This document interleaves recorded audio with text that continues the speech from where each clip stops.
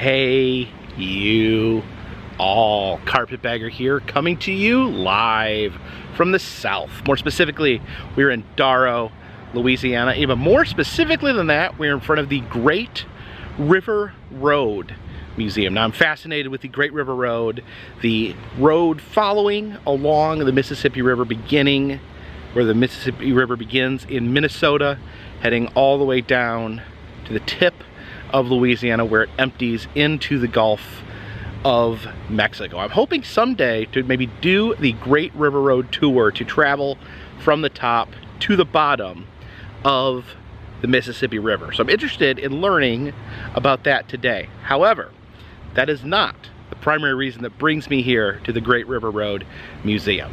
Back in 2010, I went to Louisiana and went to New Orleans for the very first time. And when I showed up in the city of New Orleans, I had the #1 thing on my list that I wanted to see while in New Orleans was Musee Conti, also known as the New Orleans Wax Museum.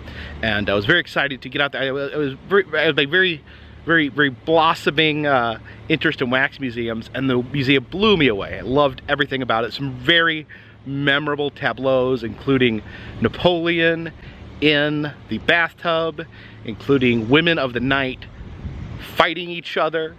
They touched on New Orleans legends such as Marie Laveau, the Queen of Voodoo, as well as the psychopathic socialite Madame Lalaurie, who was known for torturing her slaves. In addition to that, they had a very cool Chamber of Horrors with some very cool classic monster scenes to take in from classic monster movies.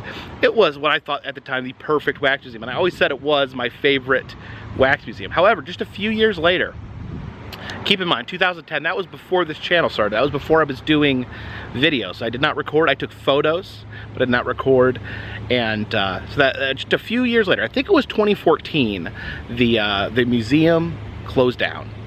And it made me sad when every time I was in New Orleans, I'd go by, the sign would still be up, but the museum had long been closed. And I was always mourning the loss of Musee Conti, wishing I could have had a chance to film it, wishing I could go back and visit it. Well, we may be in luck today, because I just learned about this, apparently it was a couple years ago, but I just learned about it, that they actually have some of the original wax figures from Musee Conti here at the Great River Road Museum. So we're gonna go in here and see if we can find some of those wax figures, and please follow me.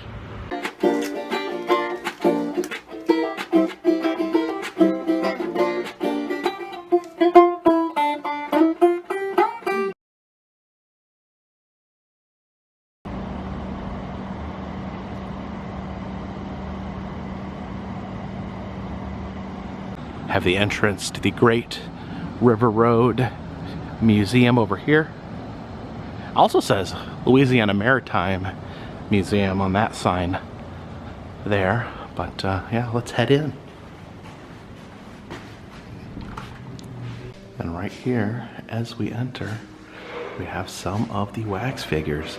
These are, okay, this is Pierre Lemoyne d'Iberville and John Baptiste Lemoyne de Bienville. These are brothers, and they both served as governors of the French colony of Louisiana. Talks here about some of Louisiana's native inhabitants, and we have some of the wax figures here of some of the native inhabitants, some of the Native Americans that occupied the area now known as Louisiana. Then over here, over top the ticket booth, it's made to look like a giant river boat there with the big wheel. And look who's up there. Up there we have Mark Twain, legend of the Mississippi River. And then over there on the other side, I'm not sure who that is. I guess that's maybe Mark Twain's friend. I don't know if you know who this other gentleman is. Please leave a comment in the comment section who's up there at the helm of the riverboat with Mark Twain. Christmas tree's up a little early this year. I just spotted another French gentleman hiding here in the corner. Here's some information on the wax figures from Musee Conti. It says that the museum actually survived Katrina. The figures were stored in a building with no air conditioning with the temperature was hundreds of degrees for weeks. They had half expected the figures to be destroyed by the water and melted by the heat, but it says they were intact. It says they were somewhat sweaty. It says there was some damage to the figures during that, but it says they've been left as they were, kind of showing off the weather damage from Katrina. And then it was actually 2016 that the museum closed its doors forever, and until they finally were acquired by this museum to put them back on display. And during the Audubon room, named after the naturalist John James Audubon, also the zoo here near New Orleans is called the Audubon Zoo. And there we have Mr. Audubon himself. You can see he does have some weathering on his clothes from Hurricane Katrina.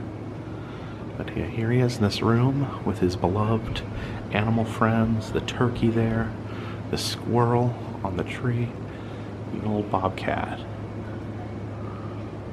can see the bald eagle in there. That's not a taxidermied bald eagle. That is a artistic creation of a bald eagle. Some of the swamp critters over here, the American alligator right there, and the snapping turtle. I remember my grandpa used to tell me he would go out and collect snapping turtles, which he would sell for their meat. I remember him telling me that he had a big sack over his shoulder full of snapping turtles, and one bit through the sack into his back, and apparently that was one of those painful things that he'd ever had happen to him. Well, imagine if that snapping turtle right there bit into your back. That would be no laughing matter. An alligator right there in that case, and a deconstructed alligator up there on the wall. Oh, look how angry that buffalo looks. Some fish over here on the wall.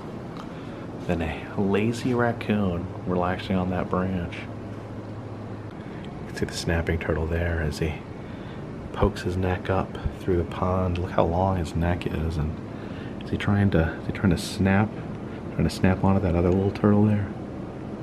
So we walk into this gallery here, find ourselves immediately in the middle of a battle. You can see this is the Battle of New Orleans. There's the American troops with their cannon pointed, and they have their cannons pointed over here at these British troops. Not only have their cannon ready, but have their muskets ready to fire. These British troops here armed with this rocket here. It looks like a giant bottle rocket. I guess they would just light the fuse there and send this missile soaring at the Americans.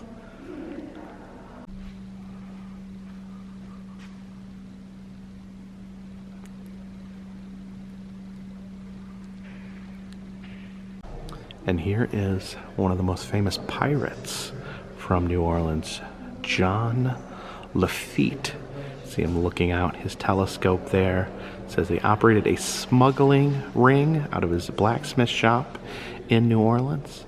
And I believe that is still there, and it is a bar, one of the oldest bars in the country. The building actually outdating being part of the United States. Says that he actually signed up to work with the British, but ended up turning on them and warning the people of New Orleans that they were coming. And apparently he fought alongside the United States under Andrew Jackson to protect New Orleans. Some artifacts in this case here, including an authentic bicorn military hat from the War of 1812. Also a More of 1812 era liquor cabinet. See all the bottles of liquor kept in this little chest. Here is the bronze death mask of Napoleon Bonaparte, who sold Louisiana to the United States for $15 million. So I think we got a bargain there. Of course, this would have been taken from his face after he passed away. It's kind of interesting, kind of get a real look at what Napoleon actually looked like. I don't know. I'm hoping they have their Musee Conti figure of Napoleon, because he was sitting in the bathtub shouting at people, and it was really hilarious. I don't see it though. Over here we have a section on Mardi Gras. This talks about the Rex, the crew of Rex, which puts on one of the most elaborate parades during Mardi Gras. I believe it's the final parade of Mardi Gras. Here are some of the items thrown out from the parade floats. Of course, these are the infamous Zulu coconuts, considered to be the best thing you can possibly grab at Mardi Gras. The best thing being thrown from a float is these coconut heads by the Zulu crew. I actually did get a Zulu coconut the one time I went to Mardi Gras. The different coconut heads there. See some of the other items. The Zulu Social Aid and Pleasure Club beads there. Of course, beads also being thrown out from the floats, as well as the doubloons there. Another item given out. You want to collect the doubloons, you want to get plenty of beads, and if you're really lucky, you want to get a coconut head. These coconut heads date all the way back to 1945. Over here we have a Cajun Mardi Gras mask. Just look at that. Very interesting, like the wire mesh that goes over someone's face. Variety of musical instruments here played during the parades. So this is the Duke and Duchess of Windsor. This is, I guess he was King Edward VII, but he actually left the throne in the 1930s because he wanted to marry this woman. Her name is Wallis Simpson. She was an American, so he stepped down, and I guess they were then the position of Duke and Duchess of Windsor was created for them. And I guess part of the reason they're here in the Mardi Gras section is they actually attended Mardi Gras, and as a show of respect to the locals, they actually bowed down to the King of Mardi Gras. So you had the former King of England literally bowing to the King of Mardi Gras. This figure here is Baroness Pontalba. She was a wealthy aristocrat from New Orleans, and apparently her father-in-law ended up shooting her in the chest several times, trying to take her fortune, but she ended up surviving and lived the rest of her life full of bullets. So to clarify, this Great River Road Museum does not cover the whole river road from Minnesota to New Orleans. This just covers the portion from New Orleans to Baton Rouge. So that's about 70 miles of the river road there. Here are some Frenchmen discussing the creation of the city of New Orleans. This is the Duke of Orleans right here, who the city was named after, and it says it was a big scheme, a big money-making scheme to try to help reinvigorate the French economy. But things didn't work out as well as the French may have wanted. So here they cut bait and sell the state of Louisiana to the United States of America here at the signing of the Louisiana Purchase. Let's see, Louisiana during the Civil War here. This big flag back here. I guess this general here getting his portrait painted. You know, I think it's a pretty good portrait. I think they pretty much nailed him right there. There's a Civil War era camera right there. See the photographer taking photos. And yeah, this would be the type of camera that would be used to take pictures during the Civil War. You can see they took a photo of Abraham Lincoln visiting the troops. And they do have a beautiful collection of vintage photographs here from the 19th century. Down here there's some 19th century photographs of free African Americans. These little photos in the elms there, they close tightly so someone can keep them as a memento. And it says here, there is, before these photos, they would actually have portrait miniatures, where you just have a tiny portrait of your loved one painted and carry it around with you. Here we have a little bit of a Civil War surgery there. The field doctor doing some important medical work on this guy here. Settle down. Settle down. You gotta calm down while he saws off your other arm. Looks like he already sawed this arm off. Got a tourniquet around it. Getting ready to maybe saw off a few more limbs. See the bucket of spare parts there from the surgeries. Yeah, kids. Civil War surgery, no joke. Some 19th century medical devices here. Have the bloodletting kit, those little jars where they drain your blood into those jars. You have these right here. I guess are only what I could describe as eye hooks. If you look at that picture, they're just like picking at someone's eye, and then there's just a bunch of horrific hooks in the box there. Oh, look at that. There's even a glass eye right there. What the heck? This is a Chisholm inhaler. I guess a very early version of the inhaler used, they'd actually put chloroform in it, and you would inhale that, and it would make you pass out so they could, saw your leg off.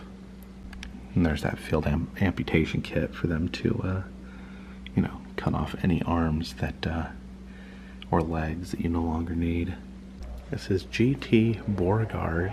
He was a Confederate general, but it says here that after the war, he actually supported civil rights and equality between people of different races. This was back in 1873 when those sort of things were considered pretty radical. So you hear there's a couple other stories of former Confederate generals, moving towards civil rights and equality. But yeah, it's encouraging to see. You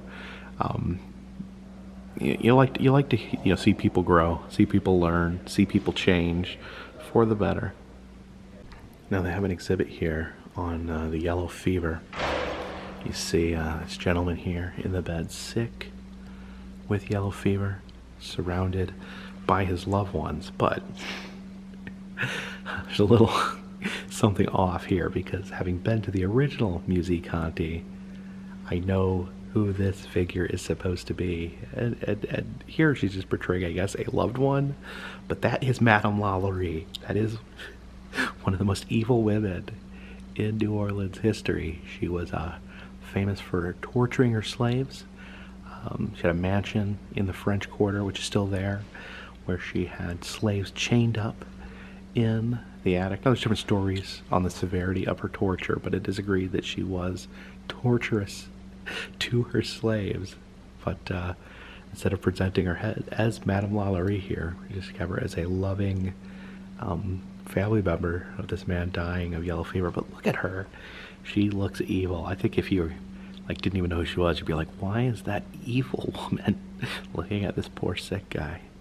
Or maybe it is supposed to be Madame Lalaurie, and she just came because she enjoys watching people die of yellow fever. Yeah, I've been over here looking at Madame Lalaurie.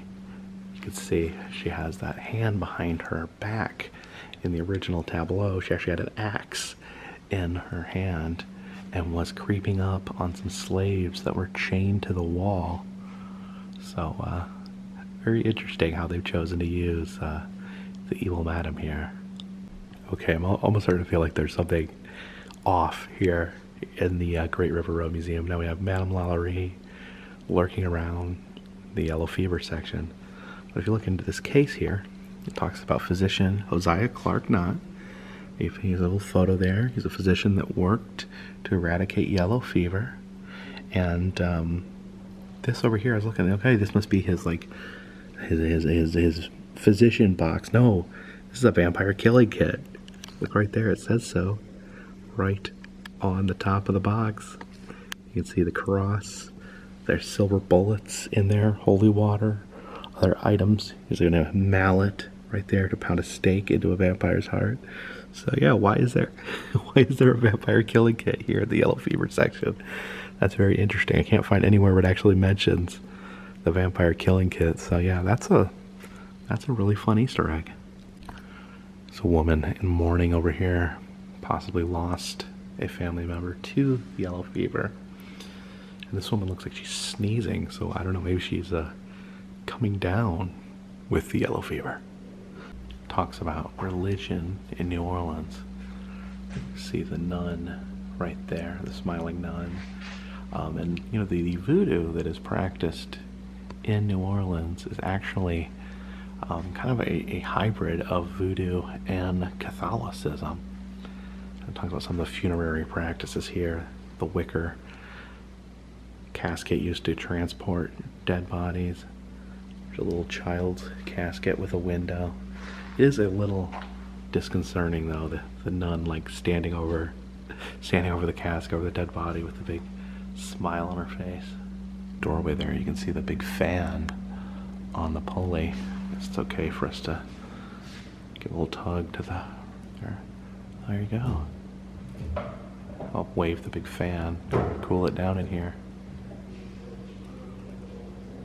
We have a room in here dedicated to Africans in Louisiana. And as we enter here, see a very familiar tableau. They had this same tableau at Musee Conti, the slave auction, where these black women being sold by the auctioneer here.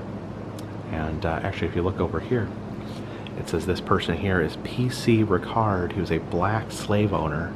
So not only is this white man here putting in bids on the slaves, but this black man here, P.C. Ricard, putting in bids to own other black people. Now, obviously, this whole situation seriously upset and messed up, but that's just an interesting element to it there as well. That one of the people bidding on this absolutely reprehensible practice is someone who is themselves black, but maybe is not showing empathy towards people in a different situation than himself. Now, I'm looking at this guy here on the stage, and he's actually not from the slave auction tableau, if I remember correctly. He was in the original Voodoo tableau, and actually he was holding up, you can see he holds something in his hand there. He was holding up a big handful of snakes in the Voodoo tableau. Exhibit here on slave ships. You can see the top of the ship there. Then when you look below, underneath, you can just see the reprehensible conditions the human beings were packed in there. You see this slave here that is chained up, has been whipped and beaten. This was actually in the Madame Lalaurie tableau. We showed you earlier, Madame Lalaurie in her pink dress was advancing towards him with an axe in her hand as she was torturing him. Talks about slavery on the sugar plantations, and all slavery is reprehensible and horrible and should not have happened. But sugar plantations were some of the worst. They would actually work the slaves to death. Some implements of torture here. You can see cat o' nine tails. There's that famous photo of Peter, the escaped slave, all the scarring on his back. It says this is a shackle designed for a child. It says it actually contains bells so that they could hear the child moving around. This is a collar go around a slave's neck and cause discomfort as a form of punishment. Here we have some slaves attempting to gain their freedom, to run away. You can see he has been fitted with one of the collars with bells on it, so they can, the slave owners can try to track him down, but he's still trying to make a run for it there. See his children there. It talks about freed people of color in New Orleans. Of course, Louisiana had a large population, always had a large population of free people of color. See the woman right there. This man back here with the white beaver fur top hat. Talks about the influence of black churches here. You can see the black reverend. I wonder who this guy is right here with the ridiculous facial hair and the silly hat. He is a carpetbagger. It says here, carpetbagger is a historical term used to describe opportunistic northerners who come to the South after the Civil War to exploit the defeated populace for their own financial, political, and social gains. It includes individuals who sought to promote Republican politic beliefs and those who saw business and political opportunities because of the crushed local economies following the war. Term is strongly associated with the term scalawag and originated from the carpet bags, or a cheap form of luggage made of carpet fabric used by these newcomers. You can see his carpet bag right there. And there is the carpetbagger, of course. You know, they would come down from the north to the south to try to take advantage of things. A dirty, no good carpetbagger.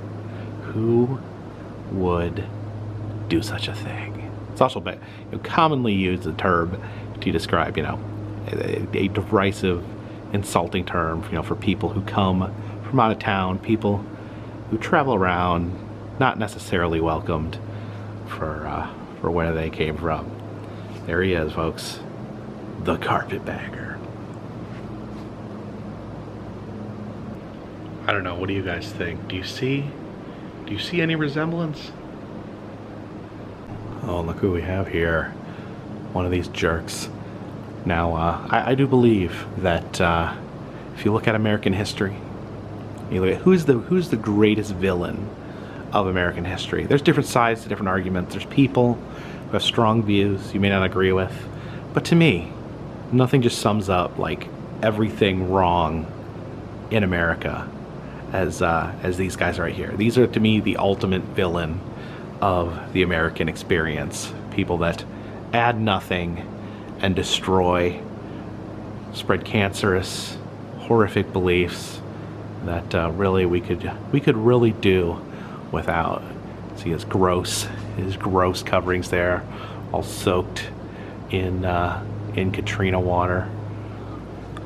It's all sad that Katrina couldn't wipe these jerks off the face of the earth.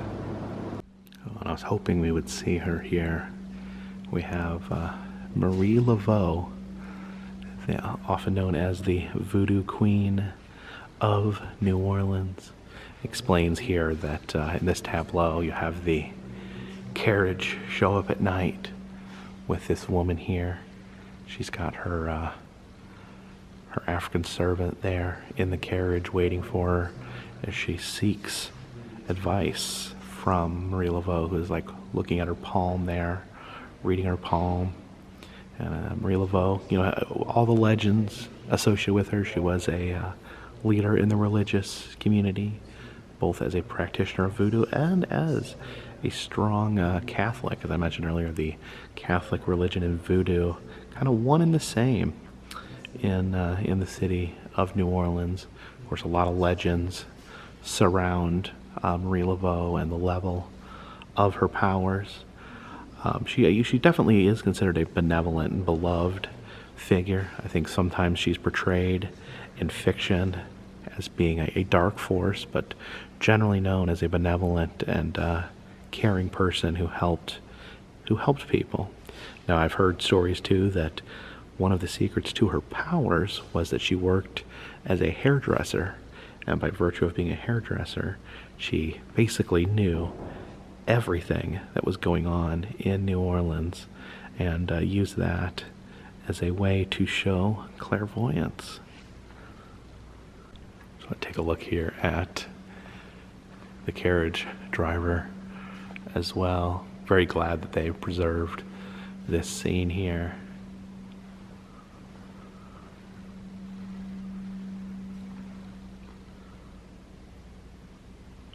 This cart here, a sugarcane farmer there. Got his wooden pitchfork ready to farm some sugarcane. Talk about a lot of different plantations in this section. And here's an exhibit on cockfighting at plantations. See the statue, the fighting roosters there. And then this is a cockfighting spectator chair. This is a chair people would sit on to watch roosters kill each other. These are not wax figures here, but they are sculptures depicting slave children.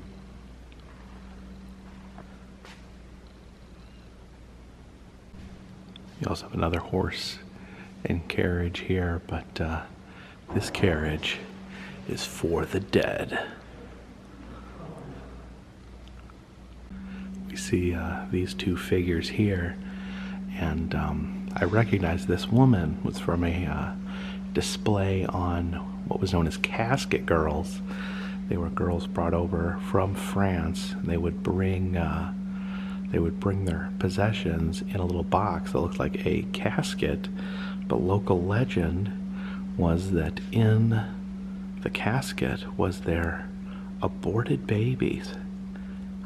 I don't know how that legend started, but a strange legend here in the Louisiana area. These are magic lanterns here, an old-timey version of the slide projector. You can see some of the slides they'd use here. You can see them have the slides illuminated there. This would be projected on the wall. Some model ships in this section. You have the river boats there. This is the Robert E. Lee river boats you'd see out on the Mississippi River. This is the Rambler here.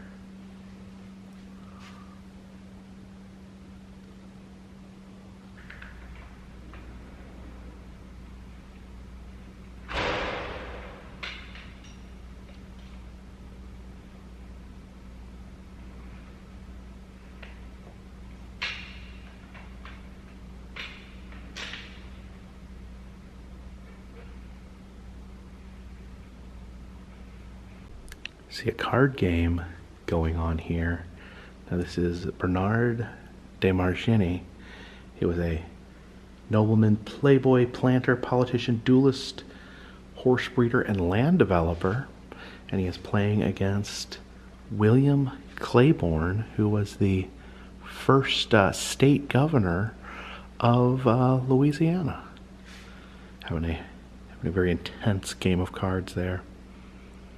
And over here at the roulette wheel, we have two more Louisiana state governors. And here is Huey P.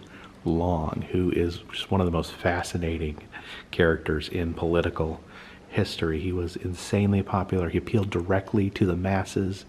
He was against the rich, for the poor. He was planning on running for president. And his plan that he was going to run for was that the share the wealth plan. So basically what he was saying was that if you had more than $1 million, all that money just went back into the government and was distributed to poor people. So you could only have $1 million. Of course, $1 million was a lot more back then, but the idea is you could only be so rich. There was a wealth cap that that you could not go over. Once you made a certain amount of money, you had to give your money back to the people, which was very popular with people that did not have a lot of money. But of course, that idea probably not as popular with a lot of the rich people behind politics and business in America. And he was a very flashy governor. He built the Louisiana state capitol, which is the tallest state capitol, basically. Built it really tall just to show off. He lived kind of like a monarch in Louisiana, and and honestly, he was very corrupt himself when it came to money. But it's actually gunned down in the Capitol building that he had built. You can actually go there, and there is still bullets in the wall from Huey P. Long. Man, things would be a lot different right now if Huey P. Long was elected president back in the day.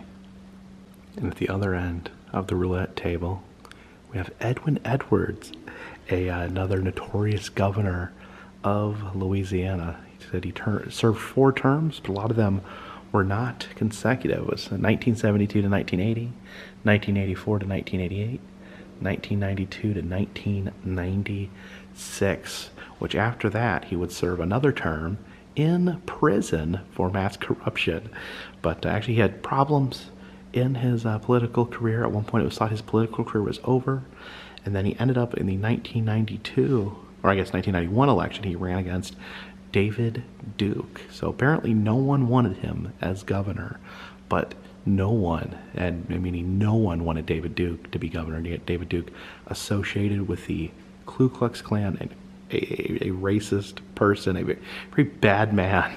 And so Edwin almost won by default because, in the state of Louisiana, you can't have someone who is outwardly racist winning the governor chair. So it almost by default defaulted back to Edwin just because he ran. Oh, here's another wax figure of Louisiana Governor William Claiborne. We saw him over there playing cards a minute ago, but he actually has 2 figures in the same room, in the same wax museum. But over here we have another Louisiana governor. Have a ton of wax governors here. This is Esteban Rodriguez Miro, who was governor from 1744 to 1795. And at the back of the museum, we have these church pews set up in front of the stage here. We have this figure here playing a little bit of piano. I'm assuming probably, since we are near New Orleans, probably playing a little bit of jazz piano there. But if we look up here in the opera box, some folks up there enjoying the opera. But if we look up in this box, we see the Phantom of the Opera. Yes. You see the horrifying Phantom of the Opera standing over top of the museum, which is so great. Now apparently they do have some of the other horror figures, but it says they bring them out for Halloween. So I may need to come back around Halloween time to check out some of the other horror figures.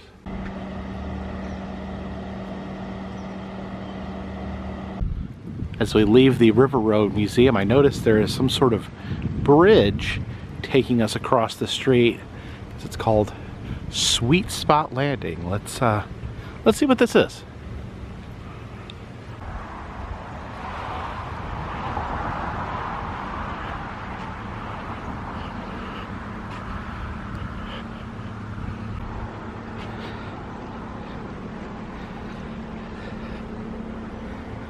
This bridge here takes us up and over the street. Let's go see what's at the end of the bridge. And look at this. It's the Mississippi River. Old Man River. So thank you for joining me here today at the River Road Museum. Now, there was not a lot of information on the actual River Road, the Great River Road taking you from Minnesota to Louisiana. This basically focused on a 70-mile stretch from Baton Rouge to New Orleans. But still a lot of it's still a great museum, and there's nothing I love more than seeing an extinct attraction rise from the ashes. Musee Conti, one of my favorite wax museums of all time, is reborn at the Great River Museum. Interesting how they chose to use some of the figures. Of course, I'd been to the original, so I knew what some of the figures were that may be being presented in a new way at this museum. But overall, no complaints. Maybe one complaint. Please bring back Napoleon Bonaparte in the bathtub. I think we need that here at the River Road Museum. But yeah, great seeing these figures out again. I felt like they were doomed to never see the light of day after they were closed in 2016. So happy to have them back. Appreciate you guys coming along with me to visit the museum. I travel around the country. I film roadside attractions, amusement parks, museums, haunted houses, and other fun random stuff. If you like these videos, please subscribe. If you'd like to help support the channel, consider contributing to Patreon. $3 or more will get you a postcard once a month from me to you. Also selling enamel pins in the Etsy shop, and also doing cameos, personalized messages, greetings, birthdays, anniversaries, any occasion you want. If you're interested in that, check the link in the description. Links for everything is in the description of this video. Of course, all that helps keep this train on the track, this boat on that great river, and this dirigible in the air. Till next time, my friends, this one's in the bag.